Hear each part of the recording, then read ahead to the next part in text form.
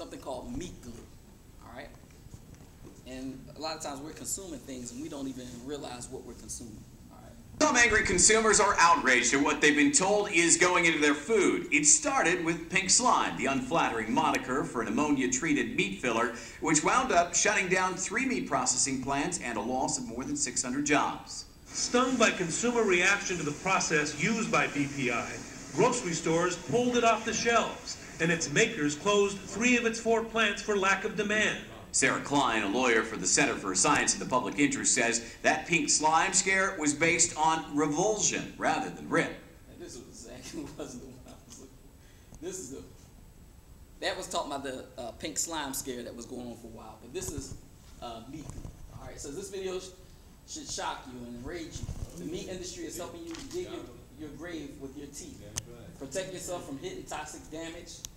Send the emails. All right, but let's look at this meat glue. Let's see what this is dealing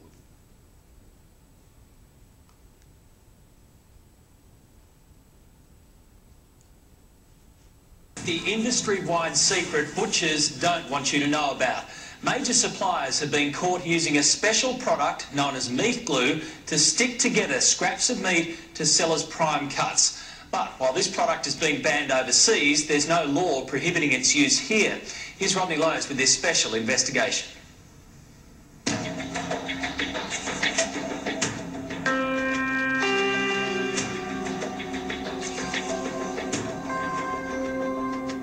It's the meat industry's dirty secret, a way of turning the scraps too small to sell as a premium steak back into a juicy plump eye fillet to sell for a premium price. So clever, you'll never tell. Not even an expert can. Before, you didn't even pick that as a join though, did you? It doesn't even tear through the joint. Bit hard to tell, isn't it? Butcher James Faulkner runs Queensland Natural Beef Company, an organisation dedicated to using as few additives in meat from paddock to plate as possible. But tonight, he's exposing how some parts of the industry are able to trick their customers and use whatever it takes. Yeah. I've just got some fine diced beef and my special enzyme. I'm just going to mix it up a bit. Why have we got the masks on? This is dangerous.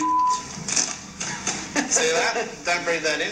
This powder is transglutaminase enzyme, otherwise known as meat glue.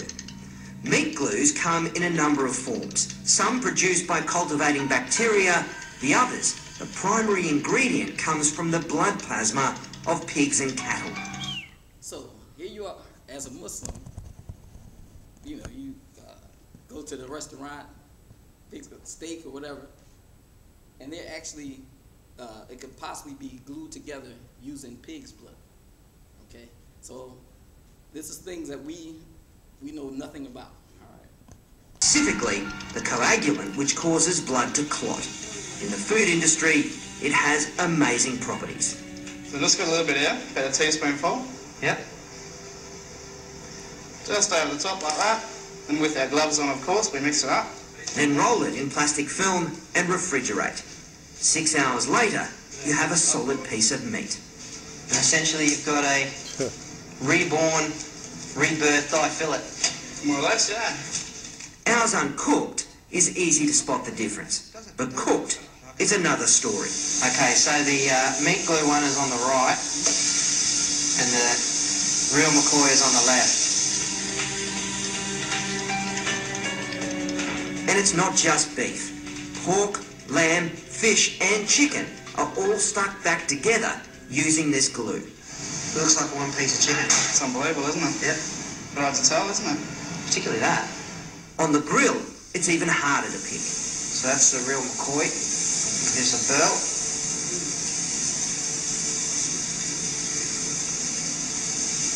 Nice and tender, nicely salted. All right, let's go for the meat glue.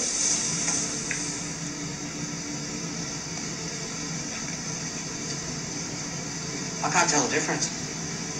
Pretty good, but potentially dangerous. I've sort of got 2 concerns. One that is well publicised, which is misleading people. The other area is the microbial side. It's why the European Union moved to ban meat glue in May last year. Microbiologist Glenn Pinner. If this food is sold or represented as a solid piece of steak and you cook it rare, you're really leaving yourself open to get food poisoning. Once you glue two pieces together, it's difficult to cook thoroughly those parts that were on the outside but are now on the inside. The amount of bacteria on a steak that has been put together with meat glue is hundreds of times higher. We had no idea how guarded a secret this was until we started contacting restaurateurs and butchers to ask them about the use of meat glue. Many of them didn't want to speak for fear of upsetting their suppliers, creating bad blood in an industry that has become very clever at using this product. Are you just shaking your head? A little bit. It's unbelievable, isn't it? This cube roll we bought from a wholesaler that produces stuck-together steaks en masse. Their effort's so good, James, our butcher, couldn't tell even when it was raw.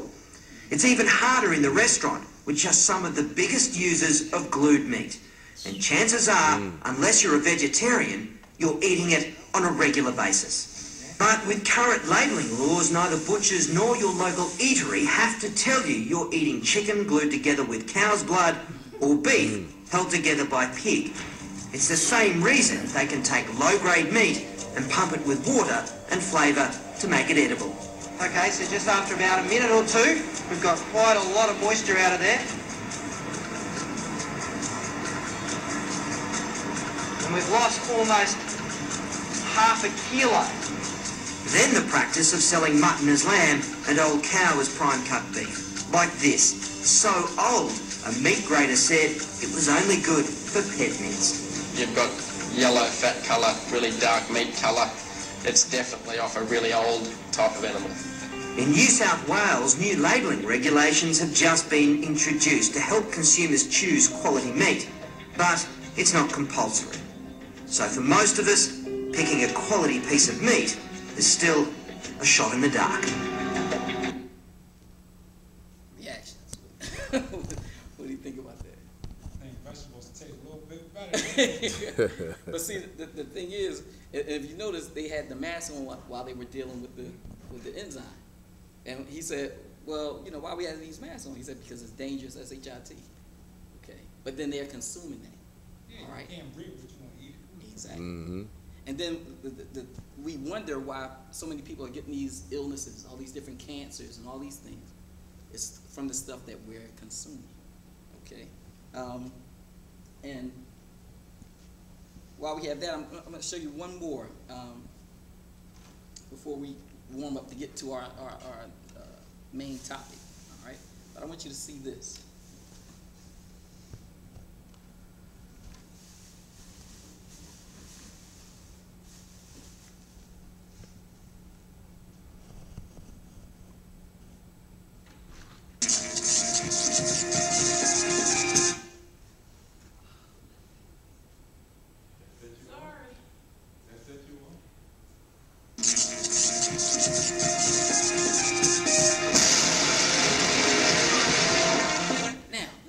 Piece talks about. Sorry. Sorry. I didn't mean to be your man. Talks about Coke and Pepsi. Oh man, not and Pepsi. how they're used in India. I want you to check this out. All right.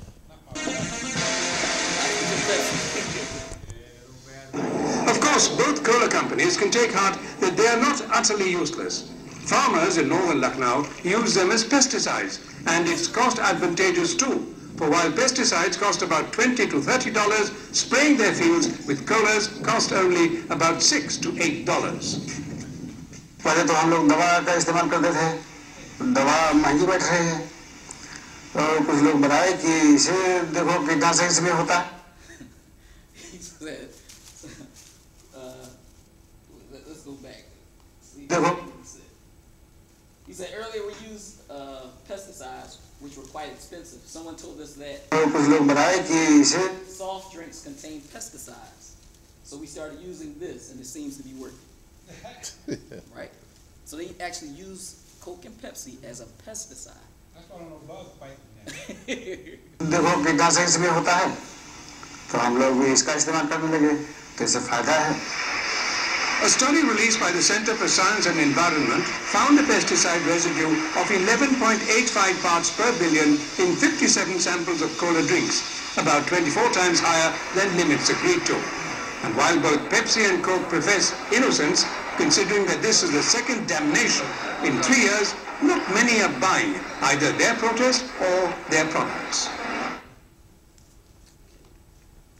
And I mean, it's kind of similar to the same things that's been going on that we've been hearing in the news. Like they talked about Subway and how Subway was using a chemical for their bread to help it stretch. And it was the same chemical that they were using in yoga mats. Yeah, okay. I remember I was saying about that. They put plastic in your tongue. This is stuff that we are consuming. So, you know, it's no shock that people are getting these illnesses. And you got to remember, all right, this is our last one. it's more money in the treatment than in the cure, okay?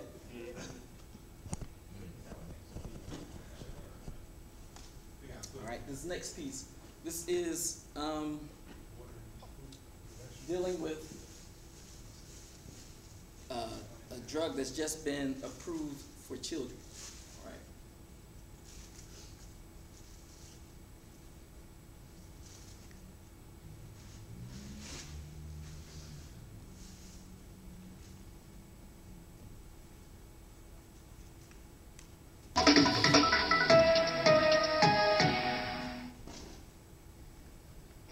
OxyContin, known over the past few years because of its frequent abuse, now being prescribed to kids. OxyContin is oxycodone, but it's long-acting, and so it has the potential for causing serious problems, and it has to be used carefully. But there are some measures in place before children can be prescribed the medication. Step 1. Providers needed to be able to give opiates to these children if they did not respond to other medications before that. Then the children can have small doses of the opiates. If they respond well, then they're given the prescription. 5 years ago, New Mexico was #1 in the nation when it came to opioid overdose deaths. But doctors don't believe with the new FDA ruling that children will become addicted to OxyContin. With appropriate screening, we can safely prescribe these medicines to patients who need it the most for uncontrolled and untreated chronic pain. And safety is the main concern. I think now doctors are much more aware of the fact that the drugs are very addictive and that they ultimately can lead to serious addiction, and then people start taking street drugs because they can't get a hold of the other stuff. And with those screenings, doctors believe OxyContin can be safely prescribed to children who need it to control chronic pain. And as I said, 5 years ago, New Mexico was #1 in the nation when it came to unintentional opiate overdose deaths. Now they're #3 in the nation behind West Virginia and Kentucky. The past 4 years, they've had a decrease in unintentional deaths, but last year, they had an uptick. Now, well, let's listen to this next piece, which talks about the dangers of prescribing this drug to children.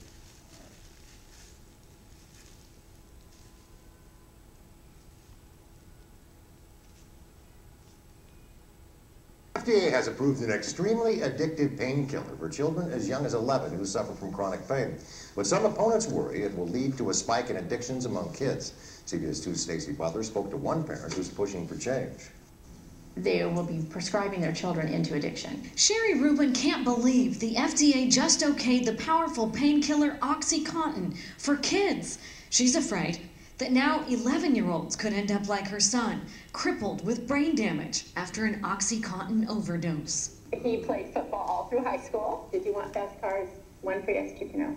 Close your hands. Did you want lots of money? Lots of girlfriends?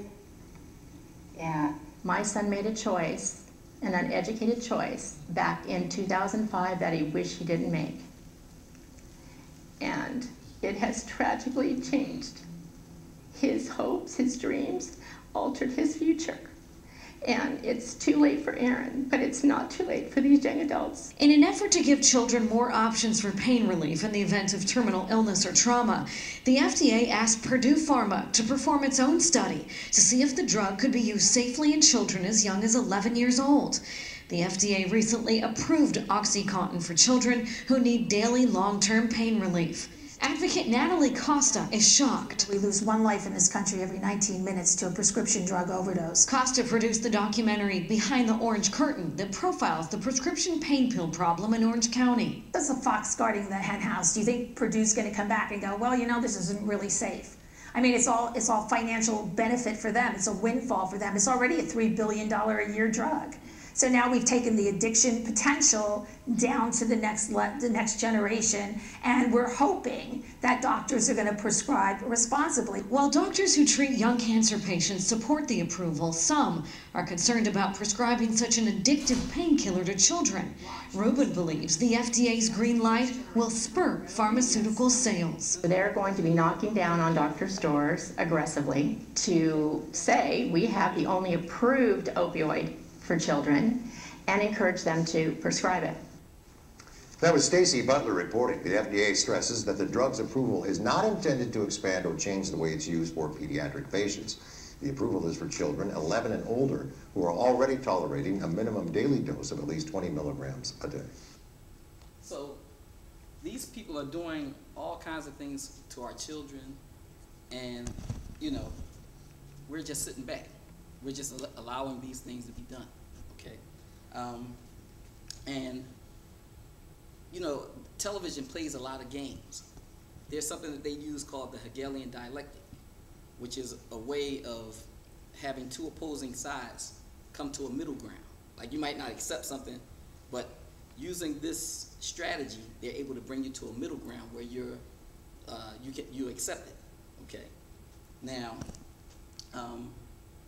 for this reason, I want you to hear this gentleman. His name is Alan Watt. And I want you to hear what he says about television. Because remember, last time we talked about television as being programming, okay? A television program, programming you how to think, what to believe, all right? But listen to Alan Watt and his warning about television.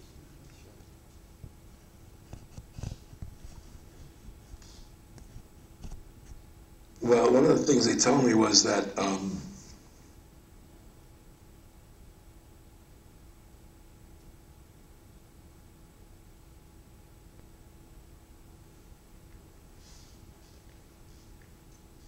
I also mentioned too that a fellow that has been in touch with me for an awful long time, his brother was in the CIA, or is in the CIA.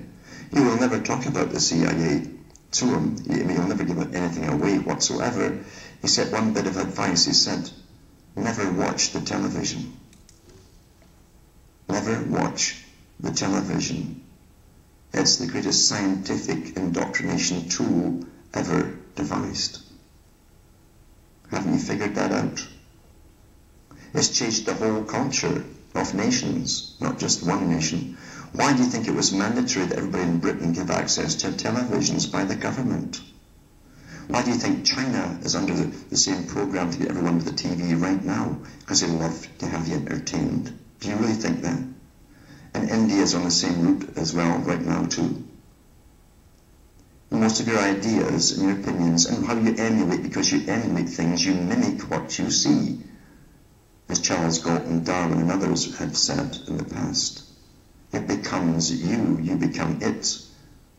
And that's what's happened. It's been very, very, very successful. Never watch the television. You can't watch a movie unless you do it critically. If you watch it critically, not there to enjoy it. Remember what they say, it's your emotions that get you on. And it's interwoven, all these emotional themes all through movies. You're played like a harp. And they embed ideas into you, along with the movies. And predictive programming too. So you'll accept that which is still to come. And you'll behave the same way as the characters in the movie when it comes. Oh well, what can you do? I'll just watch music or television. Yeah. So, I mean, absolutely right. In terms of it being a great indoctrination tool. It's the greatest, like you said, the greatest indoctrination tool ever devised. You know, we watch how homosexuality has become totally acceptable. Okay. And years ago, they looked at homosexuality as a mental illness. You know. So now all of a sudden, it's normal. People are born gay and all that kind of stuff now. Okay, so television. This was done through television, through the use of television, and it's very interesting because I want you to see this piece on actors. Okay, actors that are on television or people that are in the entertainment business. Look what they have to say about television.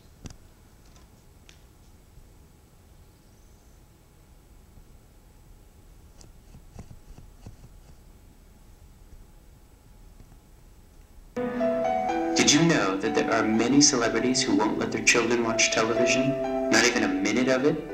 Madonna has made millions from her inappropriate behavior on screen, yet she will not let her child watch TV. Well, how do you not? How do you not? A child is pleading for something. Because you have to, you have to have discipline. You have to teach them discipline. You have to show them who's in charge. If you give in to them every time, they're going to run your life. Come on, Larry. Isn't it hard not to, though?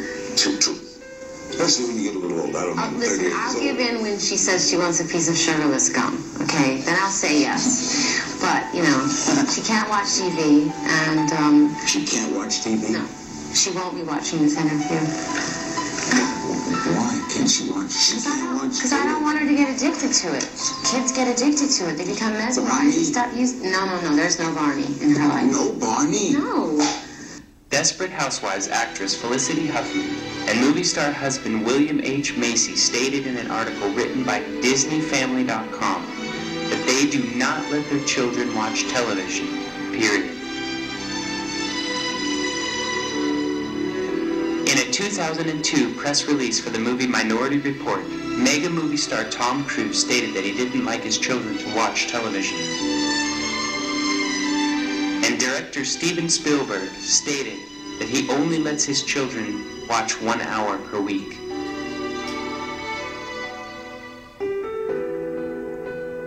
Helen Hunt, who banked big bucks on the hit TV show Mad About You and various other movies, told David Letterman that she does not let her child watch television, ever. Tell me about your daughter. She's close to 4, is that right? 3 and a half, something? 4, very soon, yeah. Would you have a big birthday planned for her? What do you do for the birthday? We keep it very minimal at our house. She's never seen TV or a movie ever yet. So I don't know what she thinks I do. So she doesn't, She says strange people put makeup on and I leave, type a little, talk to some guy, maybe. She's never seen you in any kind of TV? She's never seen any TV ever. Wow. So we'll see, like, we'll drive by some picture of, Nemo, and she'll say, oh, a fish. I'll say, it's Nemo. Right. What do you mean Nemo? I'll say, well, it's Nemo. She says, it's a fish.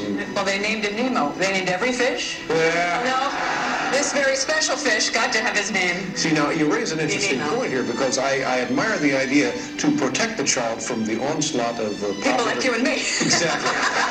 I'm no dummy. Exactly. Interesting choice of words coming from Mr. Letterman, admitting that there is a total onslaught against the children. And how about Helen Hunt not letting her child even watch Finding Nemo? Supermodel Cindy Crawford told the press that she has banned her daughter from watching Disney's Hannah Montana because, and I quote, it teaches her to be sassy. And when you think about it, they had the children get caught up in Hannah Montana, all right? So now they've become a fan, all right? But now look what they've done with her. Look at her image, all right? And these young kids looked up to her. So they looked up to her then, so now they're still looking up to her now. So the things that she's doing, all of that crazy sexual behavior that she's displaying, they're following after that, okay? Now here are these people talking about the harms of television, but they don't mind your children watching, okay? So it's about being selfish. It's about the money, okay? And the thing is, we kind of, we have to reteach what manhood and womanhood is, okay? Because especially with manhood, manhood is not just taking care of your family, but it's taking care of the community. And we have to teach our children that, okay? So, in these type of ways, you know, you won't do something that's harmful to your community. Okay. The French even put a ban on TV for children under 3, stating that watching television can slow the development of children under 3, even when it involves channels aimed specifically at them. Recent studies show why the ban is necessary. Results from a recent Children's Hospital and UW study come with a warning. Parents of infants and toddlers, beware of how much TV your kids watch. With us this morning is Dr. Dimitri Christakis from Children's Hospital and Regional Medical Center to tell us more about this new study. Got a lot of attention when it came out because I think a lot of parents were shocked at the results. Not just some TV, but basically any TV for children under 2, they were saying was bad? Right. What we found was that the more television children watch before age 3, the more likely they are to have attentional problems at age 7. And we also found recently that the more television they watch before age 3, the lower their scores are on reading and letter recognition when they enter school. Is this something that could be reversed, or is it, you know, permanent damage, so to speak, if you've already damaged their attention span? It probably is permanent if the effects on their attention span. I think the important message for parents to learn is that you need to be very careful about how much television your very young children watch. And not just how much they watch, but what they watch and how they watch it. The amount of influence that cartoons have on young minds is overwhelming. It's no wonder why they call Disney the Magic Kingdom.